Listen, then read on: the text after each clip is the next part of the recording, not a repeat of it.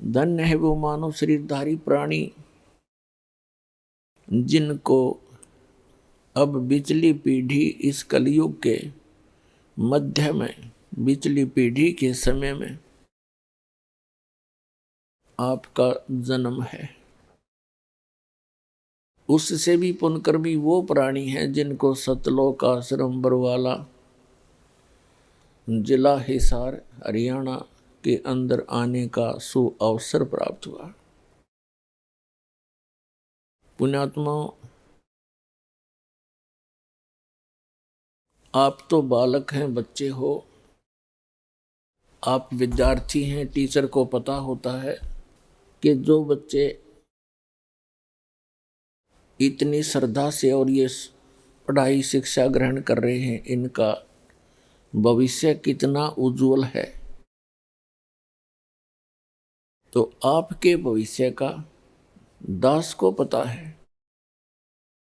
इसके विषय में सूक्ष्म वेद में कहा है कि लख बर सूरा जूझ ही लख बर सावत दे, लख बर यति जहान में तब सतगुरु सुरना ले। आप आज के जन्मे नहीं हो, आप असंख्य जन्मों से, असंख्य युगों से इस काल के जाल में, इस जन्म मरण के इस अरहट के कुएं में आप गिरे हुए हो। और आपने ऐसी ऐसी साधनाएं भी की हैं, आपने बड़े बड़े त्याग भी किए हैं परमात्मा के लिए, लेकिन सत साधना सतगुरु ना मिलने से उन किए हुए कर्मों का फल तो आपको मिला, लेकिन वो व्यर्थ रहा। अब जैसे आध्यात्मिक ज्ञान के अंदर एक बहुत बड़ा विस्तार होता है, विवरण होता है, उसमें ये भी कहा गया है कि जैसे कर्म करेगा वो फल आपको अवश्य मिलेंगे। जैसे का मतलब है कोई स्वाभाविक पाप कर रहे हो वो भी, मांस खा रहे हो उसका पाप भी, शराब पीते हो, तम्बाकू सेवन करते हो या अन्य नशीली वस्तुएं सेवन करते हो, उनका भी पाप आपको प्राप्त है। और कोई इसके साथ साथ चोरी ठगी डाके डालता है, वो भी पाप आपको मिलना है, लिखा जाता है आपके अकाउंट में। इसके साथ साथ आप अन्य कोई पुण्य करते हो, जैसे पक्षियों को दाना डाल दिया, कोई प्याऊ बनवा दी, कहीं भंडारा कर दिया, कोई धर्मशाला बनवा दी, कहीं पर कुएं बनवा दिए, तो इस तरह के जो कहीं कंबल बांट दिए, गरीबों को पैसे कंबल बांट दिए या कोई अन्य सुविधा दे दी, भंडारे कर दिए, ये सभी कर्म आपको प्राप्त होंगे,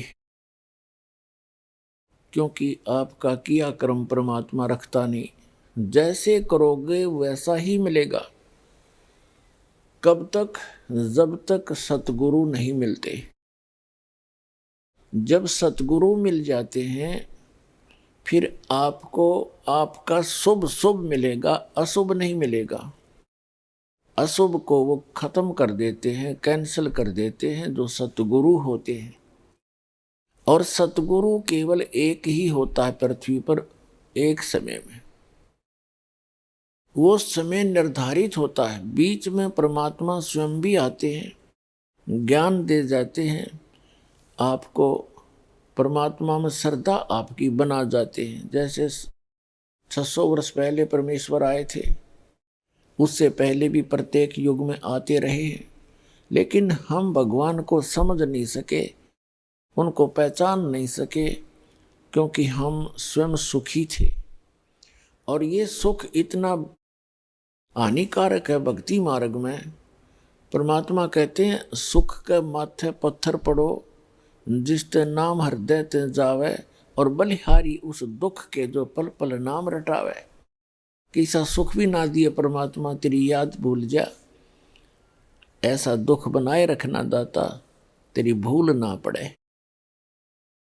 तो सतयुग त्रेता द्वापर में ये प्राणी दुखी नहीं होते, सब व्यवस्था इनके पास उपलब्ध होती है, अच्छे स्वस्थ शरीर होते हैं, बहुत अच्छी व्यवस्था होती है, जिस कारण से हम परमात्मा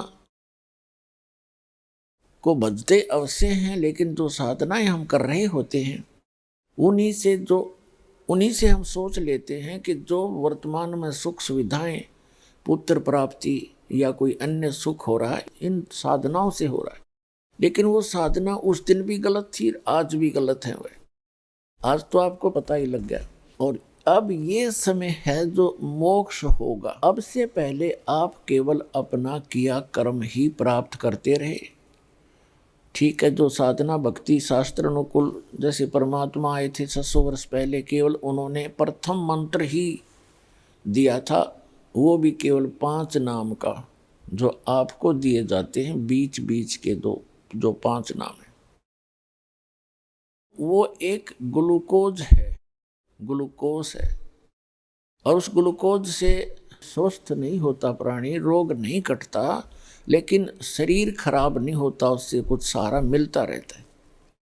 तो जितनी भी ये यज्ञ हैं, प्रथम मंत्र और उसके साथ साथ जो यज्ञ हैं, ये तो समझो एक ग्लूकोज है, और सारनाम और सतनाम जो है ये टैबलेट और इंजेक्शन है इस जन्म और मृत्यु के दीर्घ रोग का नाश करने के।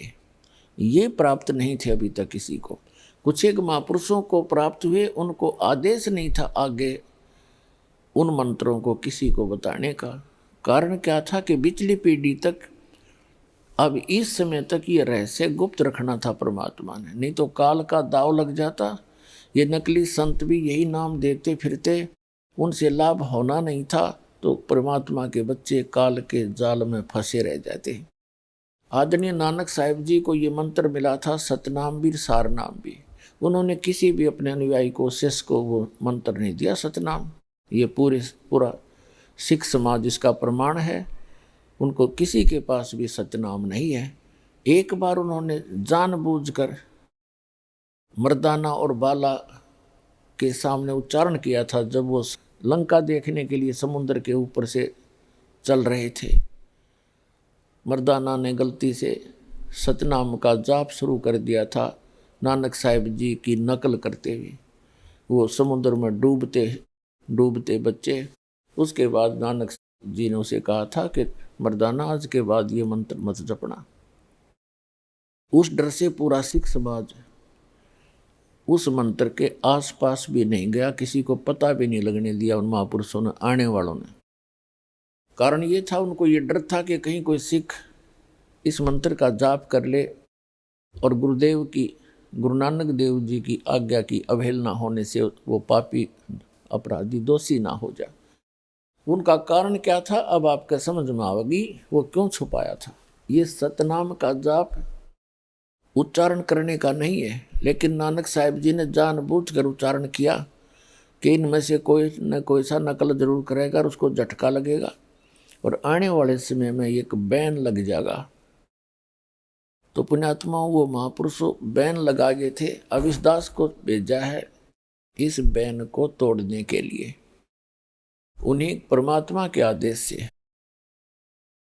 तो कहने का भाव ये है कि जब तक ये समय नहीं आना था, तब तक वो महापुरुष आपको ग्लूकोज लगा गए। अब दास भेज दिया एक सर्जन बना के।